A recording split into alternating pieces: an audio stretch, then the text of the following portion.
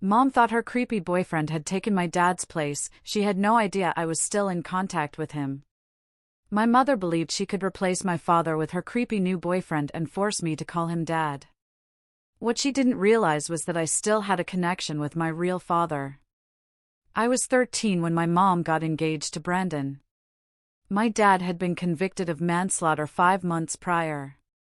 He was at a bar, not even drinking, when he allegedly killed someone. I was there with him. He went to the bathroom, then emerged minutes later, panicked and covered in blood. He yelled for someone to call the police. They arrived quickly, handcuffed him without much explanation, and took him away. The next time I saw him, he was behind bars. It never made sense. My dad wasn't a violent person. He swore he didn't do it, and my mom's behavior after his conviction only fueled my suspicion. She brought Brandon home immediately. On day 1, she declared him my new dad, claiming my father was a monster I needed to distance myself from for my own safety. I was unsure what to believe at first. But 5 months later, when my mom announced their engagement and insisted I start calling Brandon Daddy, I became convinced of my dad's innocence. That's when things with Brandon started to get really uncomfortable. He'd stare at me while eating, slowly saying things like, "You're growing up so fast, becoming such a pretty young woman." The worst part was my mom found it sweet. Even when I first told her Brandon made my skin crawl, she dismissed me as dramatic. She must have told him what I said, though, because that night, while she slept, Brandon came into my room. He grabbed my wrist hard enough to leave marks and whispered, "You know what happens to naughty girls who snitch." I was terrified, but I knew I couldn't trust my mom by telling her again, so I kept it a secret. Around this time, I also started keeping another secret. I began writing letters to my dad. I'd hide them between my textbook pages and mail them from my friend's house after school. Dad would write back through the prison email system to an account I'd created without my mom knowing. Things took a turn for the worse one specific Thursday. I came home from school to discover my mom had changed my last name on all my school records to Brandon's, without telling me. "You'll thank me when you're older," she said. That night, Brandon came into my room to celebrate being a real family now. He sat on my bed, put his hand on my thigh, and said I should be grateful to have a dad who cares. I pushed him off and locked myself in the bathroom until he left. I remember writing to Dad about that incident. The letter I got back from him was on real paper this time, and parts of it were damp and transparent, as if he'd cried while writing it. That almost broke me. But there was one thing I looked forward to, the chance to see him. His birthday was approaching, and I enthusiastically asked my mom if I could visit him. I told her I knew she didn't like him, but it was his birthday, just for today, for a few minutes, please. Of course, I was told no. Actually, I was told something even worse. Mom said we couldn't go because that exact weekend, Brendan coincidentally had car show tickets and expected us all to go together.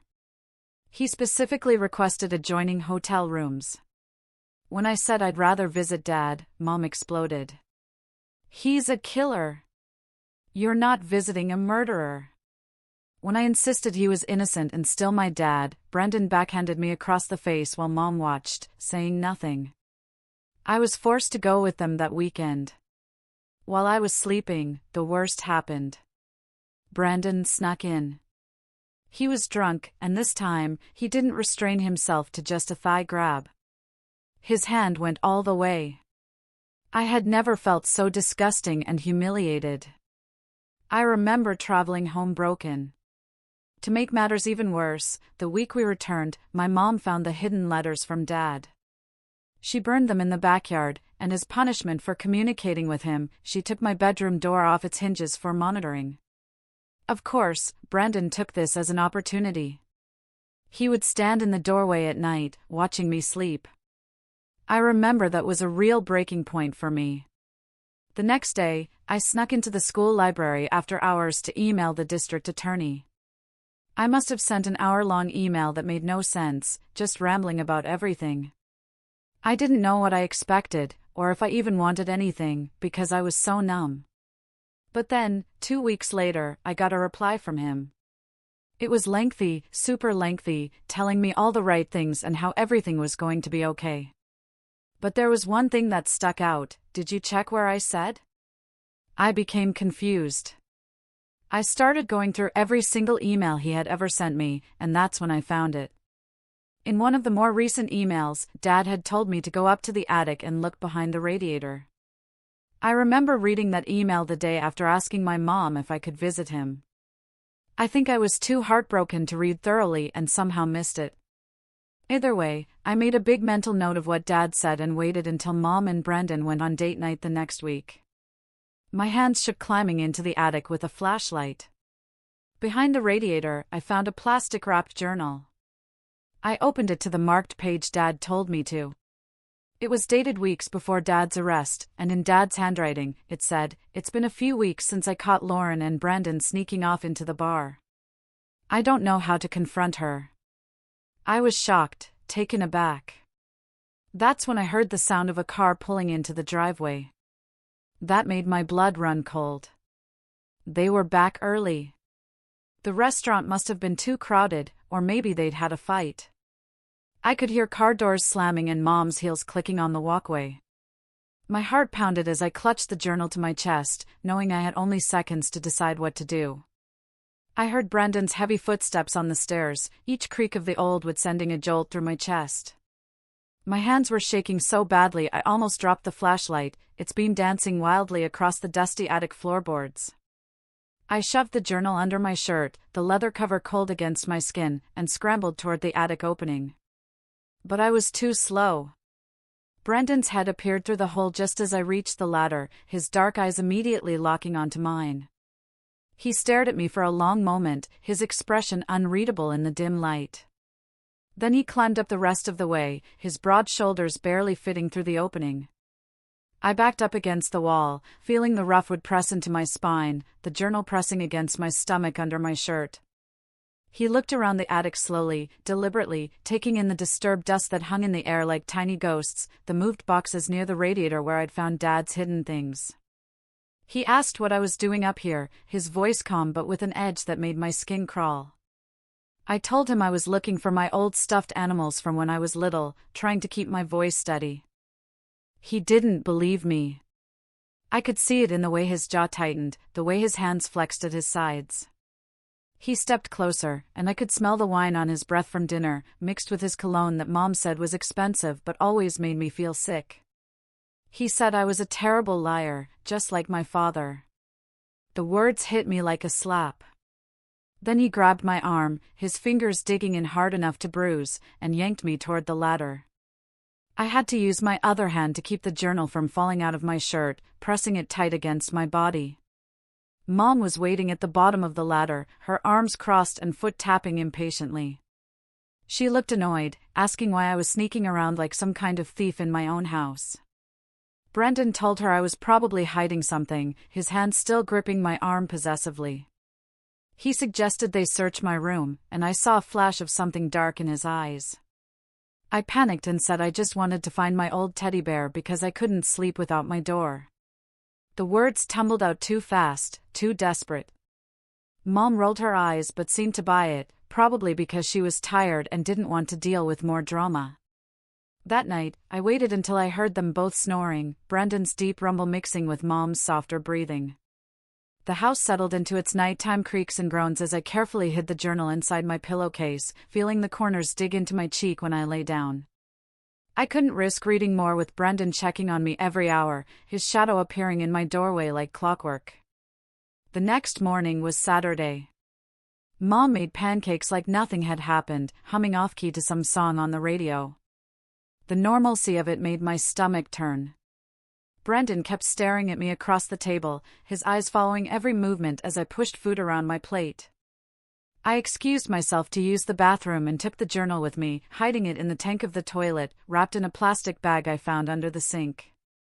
The water was cold on my arms as I carefully placed it inside. At school on Monday, I snuck into the computer lab during lunch, telling my friends I had to finish an assignment. The room was empty except for the hum of old computers and the tick of the wall clock. I started taking photos of each page of the journal with my phone, angling it to avoid the glare from the fluorescent lights. My hands were still shaking, making some photos blurry. The entries went back years, Dad's familiar handwriting becoming more frantic as time went on. Dad wrote about his suspicions, seeing Brendan's car at weird hours parked down the street, about Mom acting strange and distant. One entry mentioned finding a receipt for a motel in Mom's purse when he was looking for gum. Another talked about Brendan showing up at the bar during Dad's shifts, always watching from a corner booth, always lurking like a predator studying its prey. I uploaded everything to a cloud account I made with a fake name, my heart pounding as the progress bar slowly filled. Then I deleted the photos from my phone, checking twice to make sure they were really gone. I knew Brendan might check it, he'd been going through my things more lately. When I got home that day, he was waiting in my room, sitting on my bed like he owned the place. He'd gone through everything. My drawers were dumped out, clothes scattered across the floor like fallen leaves. My mattress was flipped, the box spring exposed. Even my old jewelry box was emptied, cheap necklaces and friendship bracelets tangled together. He asked where it was, his voice dangerously quiet. I played dumb, asking what he was talking about, trying to look confused instead of terrified. He grabbed my shoulders and shook me hard, my teeth clicking together. He said he knew I found something in the attic, that he wasn't stupid. Mom came home then, her keys jingling as she called out hello. She asked what was going on, surveying the destruction of my room with raised eyebrows. Brendan smoothly lied, his entire demeanor changing in an instant. He said he was helping me reorganize my messy room, that I'd asked for his help. He even smiled that fake smile that never reached his eyes. She believed him, like always, probably because it was easier than asking questions. That night at dinner, Brendan announced they were moving up the wedding. Instead of next year, it would be next month. He said he couldn't wait any longer to make our family official. Mom squealed with excitement, clapping her hands like a child. I felt sick, the chicken on my plate suddenly looking gray and unappetizing. Over the next few weeks, Brendan watched me constantly. He installed a camera in the hallway, pointing at where my door used to be, the red light blinking at me like an evil eye. He started driving me to and from school, no more bus with my friends. He'd wait in the parking lot, engine running, watching everyone who talked to me. He took my phone at night, placing it on his nightstand where I couldn't reach it. But I kept working during the day. I printed pages from the journal at school and hid them in my locker, taping them behind old textbooks. I needed help but didn't know who to trust. My teachers seemed oblivious, my friends wouldn't understand. Then I remembered Uncle Henry. He was Dad's best friend since high school, the kind of guy who showed up to help without being asked. They'd been inseparable until Dad's arrest.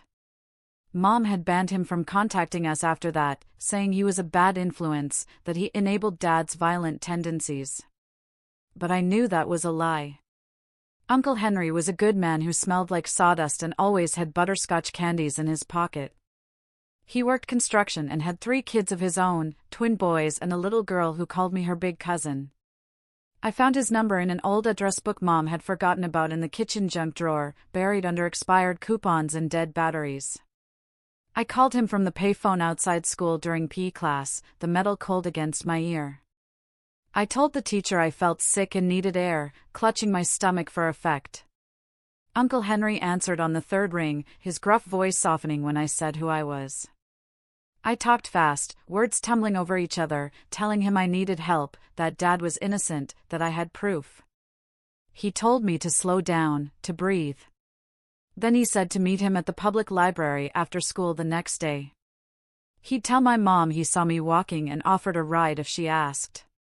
His voice was steady, reassuring, and for the first time in weeks, I felt like maybe things would be okay. Brendan was suspicious when I said I was staying late for a group project. He grilled me about who was in my group, what the project was about, which teacher assigned it. But my history teacher backed me up when he called to check, probably annoyed at being bothered during her planning period.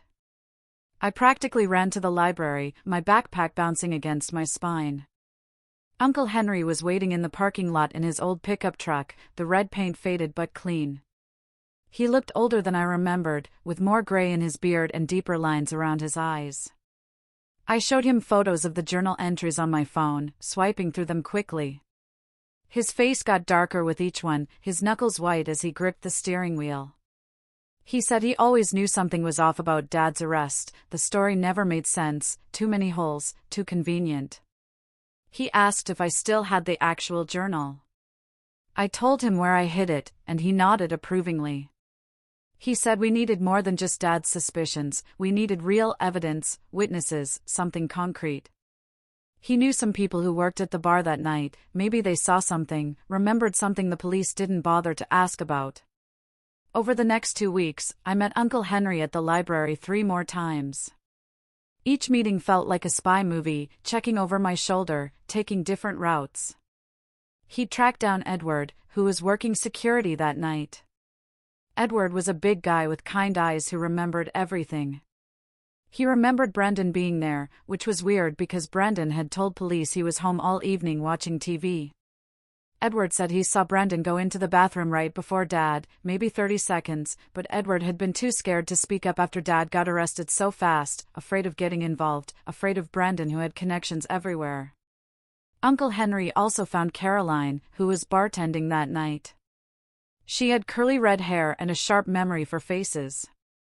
She said Brendan had been coming around for weeks before the incident, always asking about Dad's schedule, pretending to be friendly. She thought it was strange but didn't think much of it at the time. People asked about regulars all the time.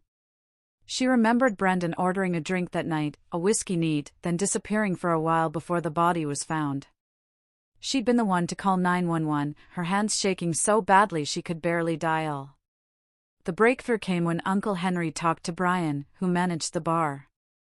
Brian was an older guy who'd run the place for 20 years. Brian mentioned they'd upgraded their security system a month before the incident. The police had only taken the main camera footage, but there was a backup system that recorded the hallway to the bathrooms. Brian still had those files on an old hard drive in his office. He'd forgotten about them until Henry asked, the drive gathering dust behind old liquor invoices. We met at Brian's house to watch the footage. His living room smelled like cigarettes and coffee.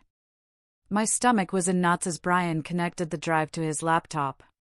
The timestamp showed Brendan entering the bathroom at 9:47 p.m., walking casually like he had all the time in the world. Dad entered at 9:52 p.m., probably just needing to use the bathroom after his shift.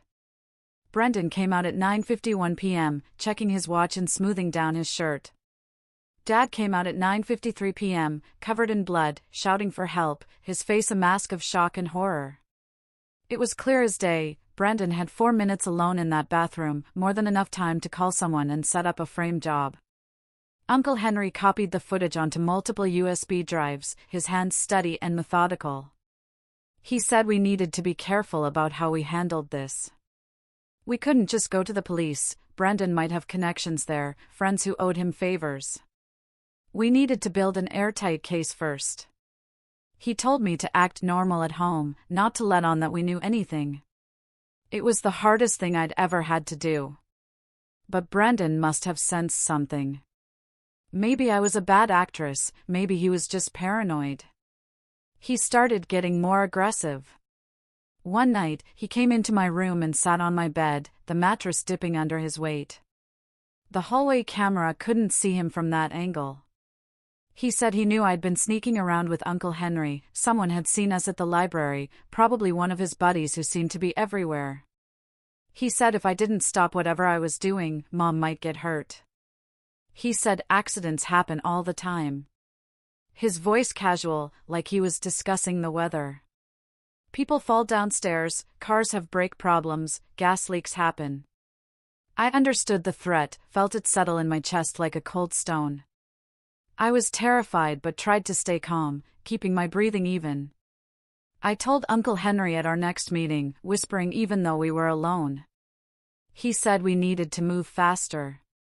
He'd been in touch with Dad's lawyer, showing him what we'd found. The lawyer was excited but cautious. He said we needed the original journal too, it would strengthen the case, prove the photos weren't doctored. I told him I'd get it, even though the thought made me want to throw up. That night, I waited until 3 a.m., watching the clock's red numbers change with agonizing slowness. I crept to the bathroom, my bare feet silent on the carpet. I carefully retrieved the journal from the toilet tank, the plastic still protecting it.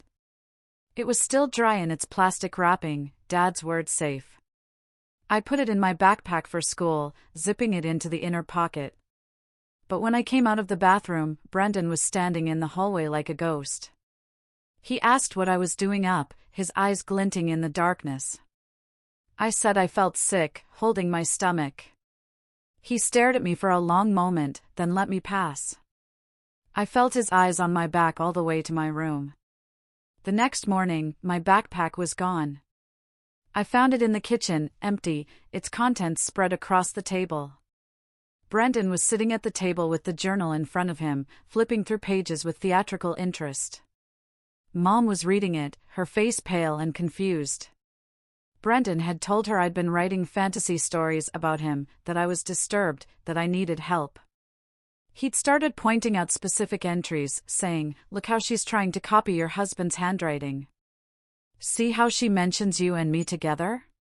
This is clearly her sick fantasy about breaking us up." Mom's confusion turned to anger as Brendan kept talking, weaving his lies with just enough truth to make them believable. Mom believed him.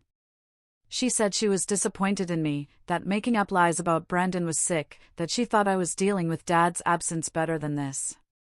I tried to tell her it was Dad's journal, but she wouldn't listen.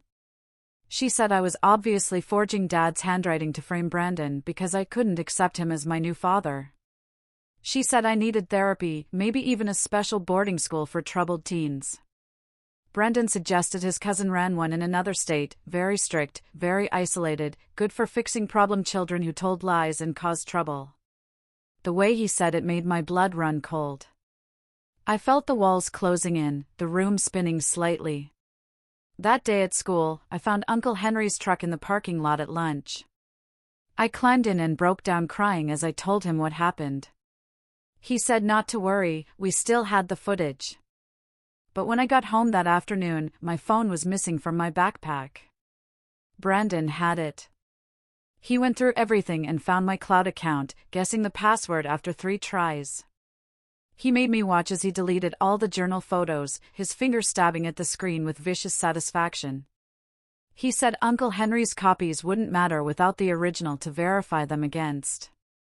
He said the photos could be faked, that any decent lawyer would argue they were doctored without the original journal to compare the handwriting.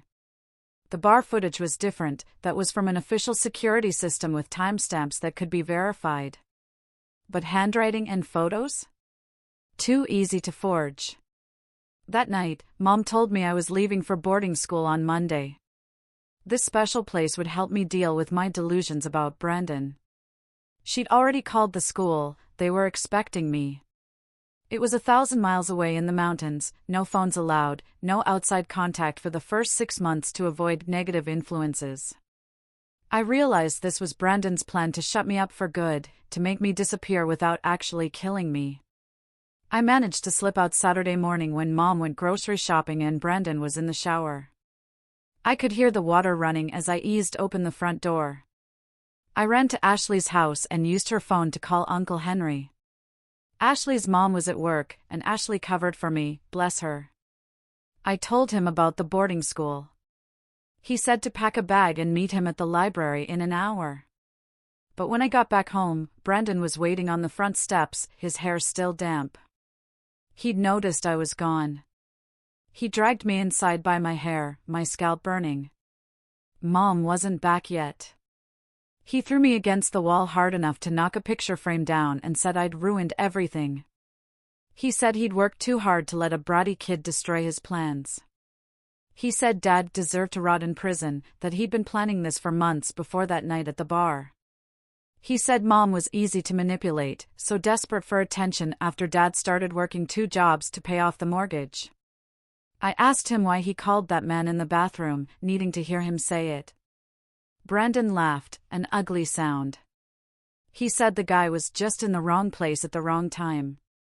Brendan had gone in there to plant a bloody knife he'd prepared, one that would have Dad's prints on it from the kitchen at home. But the hammered guy saw him placing it near the sink and started asking questions, getting too close.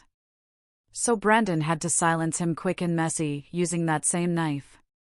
Then, when Dad came in minutes later to help, it was perfect. The blood was fresh, Dad's prints got on everything when he tried to help the victim, tried to stop the bleeding. And in the chaos, Brendan pocketed the actual murder weapon and left a different knife at the scene, one he'd also prepared but that wouldn't trace back to him. I was recording everything on Ashley's phone that I'd hidden in my pocket, the record button pressed before I even walked in. Brendan didn't notice, he was too busy ranting about how smart he'd been, how he'd worn gloves, how he'd studied the bar's schedule for weeks. He said after Dad was gone, marrying Mom was just smart business. She had good life insurance from her job at the hospital, and I'd be worth even more in Social Security if something happened to her. Maybe a car accident, maybe a fall, maybe she'd just get sad and take too many pills. That's when Mom walked in. She'd come back early because she forgot her wallet. She heard everything Brendan had just said. Her face went white as paper. She dropped the groceries, oranges rolling across the floor. Brendan spun around, realizing his mistake. He tried to backtrack, saying I'd made him angry, that he didn't mean it, that he was just trying to scare me straight. But Mom had heard enough. The veil had finally lifted. Brendan stepped toward her, and she backed away, her hand reaching behind her. She told him to get out. He said she was overreacting. She grabbed a kitchen knife from the block and told him to leave or she'd call the police. Brendan laughed and said she wouldn't dare, too much scandal, too much shame, what would the neighbors think? But Mom's hand was steady as she held the knife. For the first time in months, I saw the Mom I used to know, the one who protected me from nightmares and kissed scraped knees. Brendan realized she was serious. His face changed, the mask finally dropping completely. He grabbed his keys and wallet from the counter. But before leaving, he turned to Mom and said, this wasn't over. He said he knew too much about her, about the affairs she'd had before Dad when they were first married, about the money she'd stolen from Dad's savings to cover her shopping debts. He said if she went to the police, he'd destroy her reputation. Then he left, slamming the door so hard the windows shook and the remaining pictures fell off the walls. Mom collapsed on the floor, crying, her body shaking with sobs. I sat next to her and showed her the recording on Ashley's phone. She listened to Brendan's confession again, her face crumbling more with each word. She kept saying she was sorry, that she'd been so stupid, that she'd failed me and Dad both. I told her we needed to call the police now, but she was scared of Brendan's threats, scared of losing everything. I called Uncle Henry, and he came over within minutes with the bar footage on a USB drive. We sat Mom down at the kitchen table and showed her everything, the journal entries I'd saved, screenshots of the security footage showing Brendan's movements, the witness statements he'd collected and had notarized. Mom threw up when she realized she'd been sleeping next to Dad's killer for months, that she'd been planning a wedding with him. She finally agreed to call the police. 2 detectives came to take our statements. They were professional but kind, offering Mom tissues and speaking gently to me. They listened to the recording of Brendan's confession multiple times. They watched the bar footage on our laptop. They took the journal as evidence, handling it carefully with gloved hands. One detective said they'd been having doubts about Dad's case anyway, the forensics had never quite added up, but the pressure to close the case had been intense. Brendan's confession filled in all the gaps. They put out an arrest warrant for Brendan that night, but he disappeared. His apartment was empty, cleaned out in a hurry. His car was gone. The police said not to worry, they'd find him. They put a patrol car outside our house just in case. Mom and I didn't sleep that night.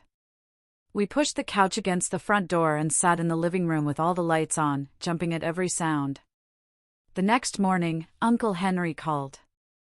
He'd heard from his construction buddies that Brendan had been spotted at a motel 2 towns over, trying to pay cash for a room. The police were on their way. By noon, they had him in custody. He tried to run but didn't get far. They found evidence in his car linking him to the original murder weapon. He'd kept the actual knife all these years, like some sick trophy, hidden in a lockbox in his trunk. The knife from the crime scene had been a decoy, but the real one still had traces of the victim's blood in the handle's crevices. Brandon tried to deny everything at first.